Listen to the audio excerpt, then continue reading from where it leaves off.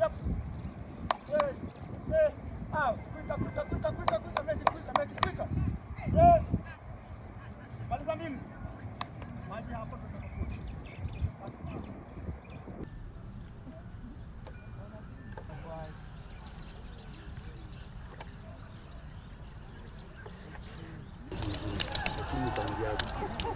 Nimefurahi sana and we are looking forward to win the matches na pia tufike World Cup vile under 17. Watu wanajipush bado cause kila mtu anataka namba, kila mtu anataka baki na travel.